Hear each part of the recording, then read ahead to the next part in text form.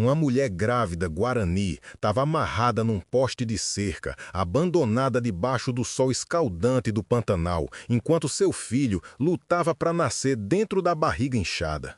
Mas quando um vaqueiro pobre apareceu no horizonte empoeirado, o que ele fez depois ia abalar toda a justiça do centro-oeste brasileiro. As cordas cortavam os pulsos dela, enquanto o sangue escorria pelos braços morenos. A respiração vinha em golfadas desesperadas, cada uma reza silenciosa pela vida que carregava. O mourão de aroeira rangia no vento e os urubus voavam em círculos como mensageiros da morte. Os soldados da Guarda Nacional tinham deixado ela ali para morrer devagar, um exemplo para todos que ousassem desafiar a autoridade. Mas na distância, uma nuvem de poeira se levantava atrás dos cascos de um cavalo solitário, montado por um homem cuja consciência não ia deixar ele passar direto.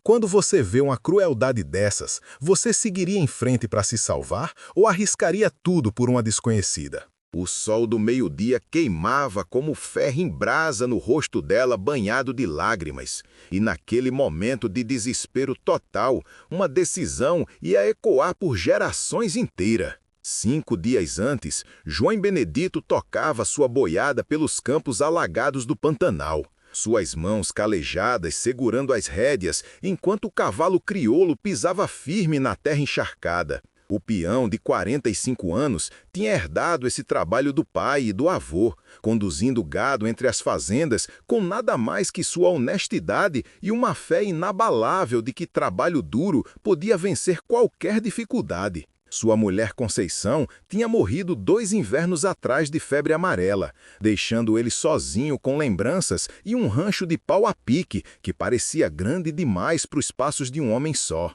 Toda manhã, ele conversava com o túmulo dela debaixo do ipê amarelo, prometendo cuidar da horta pequena que ela tanto amava. O milho crescia bem apesar da seca, e suas poucas vacas davam leite suficiente para trocar na vila. Não era muito, mas era trabalho honesto. E João tinha aprendido há muito tempo que o valor de um homem se media não pela riqueza, mas pela disposição de defender o que era certo. Os vizinhos achavam ele meio esquisito, uma figura solitária que se mantinha na dele e mostrava bondade para os viajantes, sem importar a cor da pele ou a origem. Se histórias assim mexem com você, pense em se inscrever para não perder a próxima. Naquela manhã fatídica, João estava consertando a cerca quando ouviu o barulho de cavalos se aproximando do leste. Uma dúzia de homens montados apareceu através da poeira, com caras duras e armas reluzindo no sol inclemente. Na frente, cavalgava o tenente-coronel Moreira, um homem cuja reputação de crueldade tinha se espalhado por 3 estados. Atrás dele, 2 soldados arrastavam uma jovem mulher guarani, com as mãos amarradas com corda grossa. O vestido tradicional dela estava rasgado e manchado de sangue. Mas os olhos negros ardiam em desafio, mesmo com a barriga estufada revelando a vida preciosa que carregava dentro. Não podia ter mais de 22 anos, com cabelo preto trançado e pele cor de canela. Os soldados jogaram ela no chão, perto da propriedade do João, e o tenente-coronel Moreira desmontou com a lentidão calculada de um homem que curtia seu poder. "Ô vaqueiro!" gritou Moreira, a voz carregada com a autoridade da lei federal. "Essa índia assassinou um sargento perto de Corumbá. Tamo levando ela para julgamento, mas precisamos descansar os cavalos antes da reta final." João se aproximou com cuidado, os olhos fixos na jovem mulher que lutava para respirar apesar das amarras. Alguma coisa no rosto dela lembrou a Conceição quando estava esperando o filho deles, aquele que perderam antes de poder respirar. "Ela tá parecendo muito doente", observou João baixinho. "E no estado dela..." A risada do Moreira foi áspera como vento de inverno. "Não se deixe enganar, velho. Ela é assassina, igual o resto da raça dela. Cortou a garganta do sargento Ribeiro com facão enquanto ele dormia. O bebê não vai salvar ela da forca." Mas quando João olhou nos olhos da mulher, não viu o cálculo frio de uma assassina, mas o medo desesperado de uma mãe protegendo o filho que ia nascer. Quando os soldados se prepararam para continuar a viagem, alguma coisa dentro do peito do João se apertou como um punho fechado no coração. Os lábios da mulher se moviam em silêncio, e João reconheceu a palavra mesmo não falando guarani: água. A língua dela estava inchada de sede, e a pele tinha tomado a cor acinzentada de alguém perto do colapso. Moreira percebeu a atenção do João e chegou mais perto, a mão descansando no cabo da pistola. Eu ficaria longe dela se fosse você, Benedito. Índio é esperto e uma grávida é 2 vezes mais perigosa. Vai brincar com seus sentimentos até a hora de cortar sua garganta. Mas João já tinha tomado a decisão. Caminhou até o poço e tirou um balde d'água fresca, ignorando o olhar ameaçador do Moreira. Todo ser vivo merece água, disse simplesmente. Mesmo que ela tenha feito o que o senhor diz, esse bebê não escolheu a mãe dele. Quando se ajoelhou do lado da mulher e chegou a cuia nos lábios dela, ela bebeu agradecida, as lágrimas descendo pelas bochechas. Naquele momento, João não viu uma inimiga, mas um ser humano em necessidade desesperada. Você teria mostrado a mesma misericórdia para alguém acusado de assassinato ou o medo teria te segurado? O rosto do Moreira escureceu de raiva. Você está cometendo um erro, vaqueiro. Essa índia é assassina de sangue frio e sua bondade não vai trazer nada além de problema. João se levantou devagar, as mãos calejadas firmes, apesar da tensão que fervilhava no ar. Pode ser, tenente-coronel, mas minha Conceição sempre dizia que bondade dada de graça volta em dobro. Não consigo ver uma mulher grávida sofrer, não importa o que ela tenha feito. Os outros soldados trocaram olhares, alguns parecendo desconfortáveis com o tratamento duro que o capitão dava à prisioneira. Moreira montou no cavalo de novo com frustração visível. Como quiser, Benedito, mas quando essa selvagem escapar e matar você dormindo, não venha chorar para a lei pedindo ajuda. Enquanto a cavalaria se afastava, deixaram a mulher amarrada no mourão da cerca do João, alegando que iam voltar para buscar ela depois de interrogar outras testemunhas na cidade.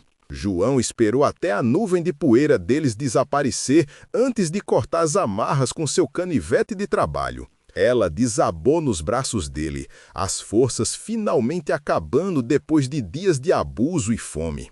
Mas a bondade dele logo ia convocar algo muito maior que gratidão. João carregou a mulher até sua casa de pau a pique e deitou ela suavemente na cama da Conceição, cobrindo com as coxas que sua mulher tinha costurado à luz de vela durante as noites longas de inverno. Esquentou água no fogão a lenha e preparou uma comida simples de farinha de mandioca e leite, alimentos suaves para alguém que não tinha comido direito em dias. Enquanto ela comia, João notou os bordados intricados no vestido rasgado e a pulseira de prata no pulso, sinais de que vinha de uma família importante entre o povo dela. Quando tentou falar, a voz saiu como sussurro, mas João entendeu o suficiente para saber que se chamava Jandira, que significava abelha dourada na língua nativa. Colocou as mãos protetivamente sobre a barriga e balançou a cabeça quando João mencionou as acusações de assassinato,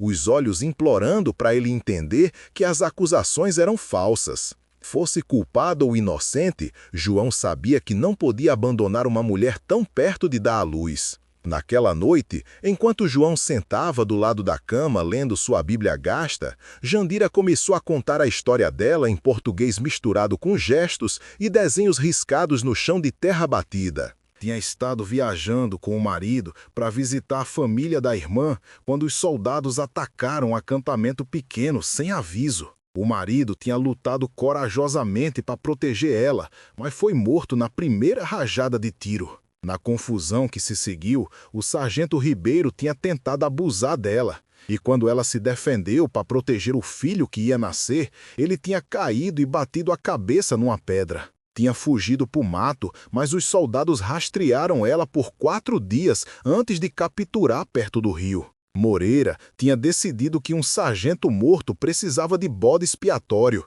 e uma mulher índia grávida era alvo fácil.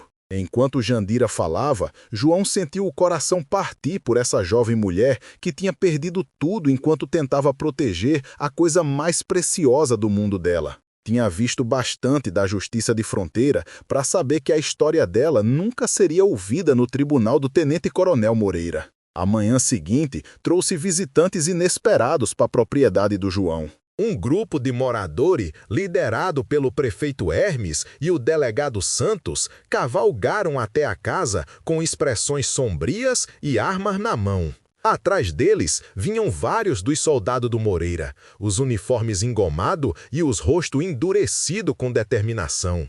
"Benedito", gritou o delegado Santos, "sabemos que você está escondendo essa mulher índia.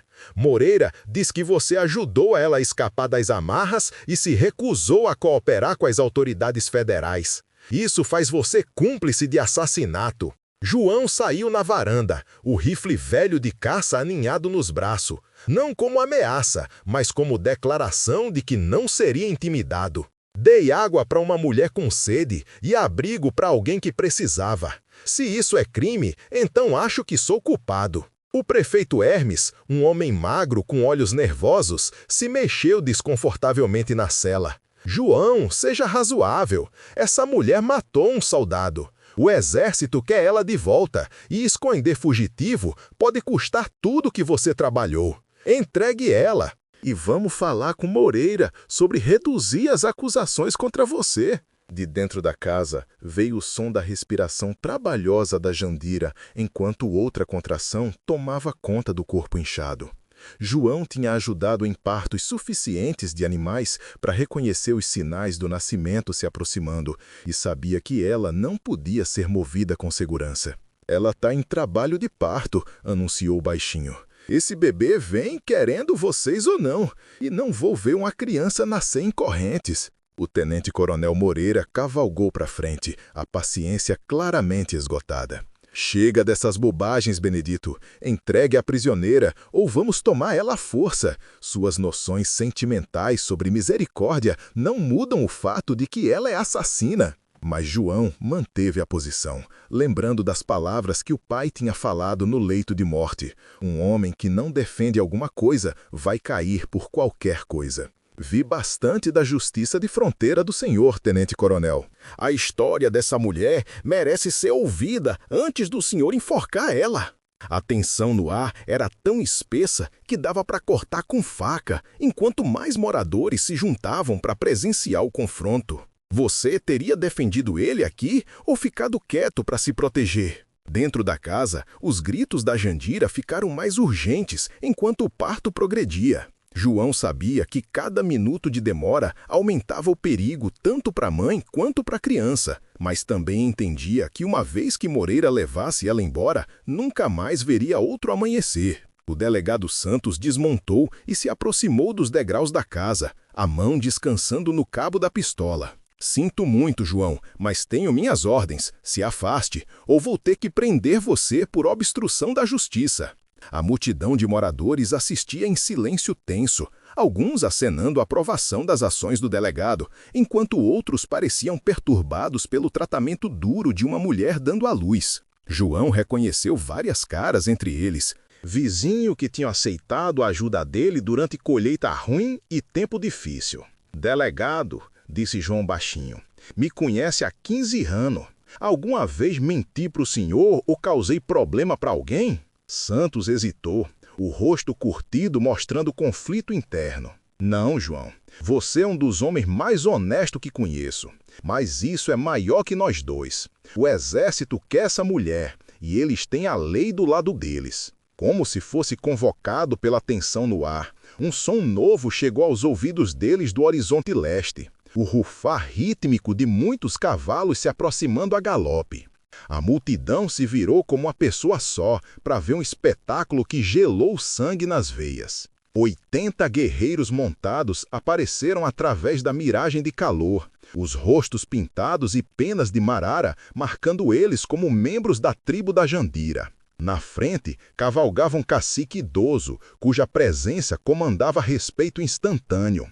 As feições curtidas esculpidas em pedra e os olhos negros ardendo com ira justiceira. Os moradores começaram a recuar para os cavalos, percebendo de repente que estavam em desvantagem numérica e longe da segurança das casas. O tenente-coronel Moreira desembaiou o sabre, mas mesmo ele parecia entender que esse confronto tinha escalado muito além da capacidade dele de controlar. O cacique levantou a mão e os guerreiros pararam em formação perfeita, o silêncio deles mais ominoso que qualquer grito de guerra. Naquele momento, cada pessoa presente entendeu que estavam na encruzilhada de um conflito que podia determinar o destino de todo o território. O cacique desmontou devagar, as juntas envelhecidas protestando contra anos de cavalgadas duras e batalhas incontáveis. Vestia o traje tradicional do povo dele, com bordados intricados e penas de arara que marcavam o posto alto entre as tribos. O rosto curtido não mostrava emoção enquanto inspecionava a cena diante dele, observando os moradores armados, os soldados nervosos e a casa humilde onde a filha dele jazia em trabalho de parto. Quando falou, a voz carregava a autoridade de gerações de liderança. Sou o cacique Cunhataí dos Guarani do Pantanal. A mulher que vocês segura é minha filha Jandira, e ela carrega meu primeiro neto. O rosto do Moreira empalideceu enquanto as implicações das palavras do cacique afundavam na mente dele. Não tinha simplesmente capturado uma mulher índia qualquer. Tinha pego a filha de um dos caciques mais poderosos do Centro-Oeste. Cacique, disse Moreira, tentando manter a compostura. Sua filha está acusada de assassinar um soldado federal. Tem que enfrentar julgamento segundo nossas leis. Os olhos do Cunhataí nunca deixaram o rosto do Moreira enquanto enfiou a mão numa bolsa de couro no lado e tirou um objeto pequeno que brilhou na luz da tarde. Era um crucifixo de ouro, do tipo que os capelães militares usavam. Segurou no alto para todos verem e a expressão do Moreira mudou de desafio para confusão. Isso pertencia ao seu sargento Ribeiro, disse o cacique em português perfeito, a voz carregada com décadas de sabedoria duramente ganha. Ele deu para o marido da minha filha, antes dos soldados matarem ele. Ribeiro não foi assassinado, tenente-coronel.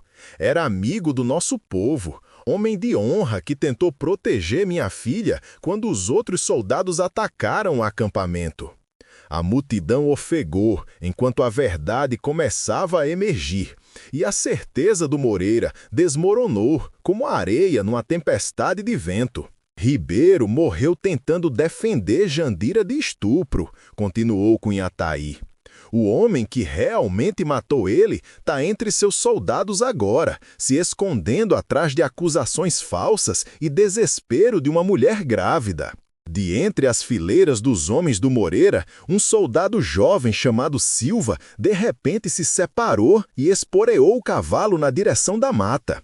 Mas o cacique Cunhataí levantou a mão, e 2 dos guerreiros cortaram a rota de fuga do soldado com facilidade praticada. Ribeiro morreu tentando defender Jandira de estupro. O homem que realmente matou ele está entre seus soldados agora, se escondendo atrás de acusações falsas e desespero de uma mulher grávida. Silva foi forçada a voltar, o rosto suado e os olhos selvagens de pânico. Não era para acontecer assim, gaguejou, enquanto os guerreiros cercavam ele. Ribeiro ia nos denunciar pelo que fizemos no acampamento índio.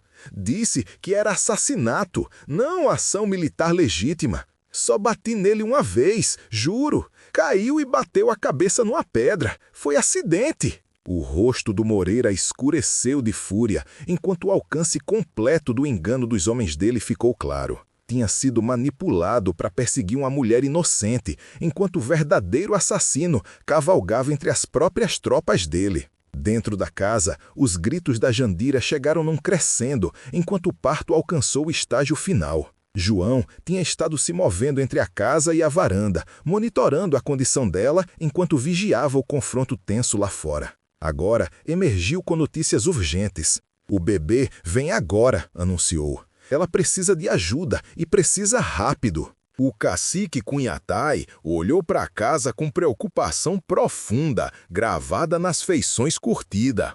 A filha dele estava trazendo o neto dele para um mundo cheio de violência e desconfiança. e tinha passado dias rastreando os captores através de centenas de quilômetros de território perigoso. Minha filha sofreu muito, disse baixinho. Mas você, vaqueiro, mostrou bondade quando outros mostraram só crueldade. Por isso, meu povo vai lembrar seu nome com honra. João sentiu o peso do momento se assentando ao redor deles como neblina matinal. Tudo o que acontecesse depois ia determinar se esse encontro terminava em derramamento de sangue ou entendimento. Sem hesitação, João tomou uma decisão que ia ecoar através dos anais da história de fronteira. Largou o rifle e caminhou diretamente na direção do cacique Cunhatai, ignorando os sussurros nervosos dos moradores e o som de armas sendo preparadas para uso.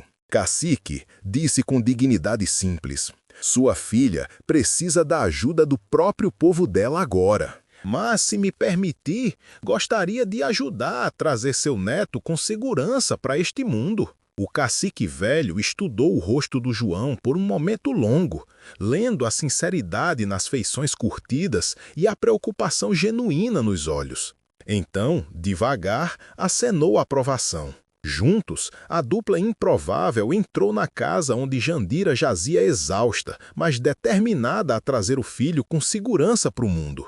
O contraste não podia ser mais marcante. Um vaqueiro pobre e um cacique guarani poderoso trabalhando lado a lado para ajudar uma mulher na hora de maior necessidade. O parto foi difícil, como primeiros partos costumam ser, mas com a experiência prática do João e o conhecimento do cacique sobre medicinas tradicionais, conseguiram guiar Jandira através dos estágios finais do trabalho de parto. Enquanto o sol começava a se pôr atrás das montanhas ocidentais, a casa se encheu com o som do choro de recém-nascido, forte e saudável, apesar do trauma que a mãe tinha suportado. Jandira chorou de alívio enquanto segurava o filho pela primeira vez, e as feições severas do cacique Cunhatai se suavizaram com amor de avô enquanto contemplava o descendente mais novo. João preparou em silêncio água morna e cobertores limpos, dando à família os primeiros momentos juntos, enquanto mantinha o apoio prático que precisavam. Lá fora, a multidão esperava em silêncio tenso, entendendo que estavam presenciando algo muito mais significativo que um simples nascimento. Quando o cacique Cunhatai finalmente emergiu da casa, a dignidade intacta, mas o coração claramente tocado pelo que tinha presenciado, toda a assembleia prendeu a respiração. Caminhou devagar na direção do tenente-coronel Moreira, que ficou rígido sabendo que a carreira e possivelmente a vida dele pendiam na balança. Tenente-coronel, disse o cacique, numa voz que se estendia pela planície como trovão rolante. Minha filha é inocente das acusações que trouxe contra ela. Seu próprio soldado confessou o crime. E a evidência apoia a história dela. Mas mais que isso, foi tratada com crueldade e injustiça que clama aos espíritos por vingança. Moreira engoliu seco, entendendo que enfrentava não só a ira de um pai, mas a fúria justiceira de um líder cujo povo tinha sofrido injustiças incontáveis nas mãos de homens como ele. Mas o cacique Cunhatai não tinha terminado. Se virou para se dirigir à multidão de moradores que tinham vindo presenciar o que pensaram que seria uma captura simples de fugitivo. Povo deste povoado, disse, a voz carregando o peso de gerações de sabedoria. Viram hoje como rapidamente a verdade pode ser enterrada sobre medo e preconceito. Minha filha foi condenada sem julgamento, caçada como animal e deixada para morrer no cerrado enquanto carregava vida nova no ventre. Só um homem entre vocês mostrou misericórdia, e por esse ato de coragem ganhou a amizade da nação Guarani. A multidão se agitou inquieta. Muitos percebendo pela primeira vez o quanto tinham chegado perto de participar de uma injustiça terrível. Mas não confundam bondade com fraqueza, continuou o cacique. Aqueles que machucariam inocentes sob o escudo da lei e autoridade vão descobrir que justiça tem muitas faces e nem todas vestem uniforme do exército do homem branco. João emergiu da casa carregando um monte de cobertores limpos e uma panela de água fresca, a natureza prática dele se afirmando mesmo nesse momento de alto drama. Tinha ajudado a trazer vida nova para o mundo e o coração estava cheio da satisfação silenciosa que vem de fazer o certo sem importar as consequências. O cacique Cunhatai o observou com respeito crescente, reconhecendo nesse vaqueiro simples o tipo de coragem moral que tinha se tornado rara demais na fronteira. João Benedito, disse o cacique formalmente, mostrou honra quando outros mostraram só medo.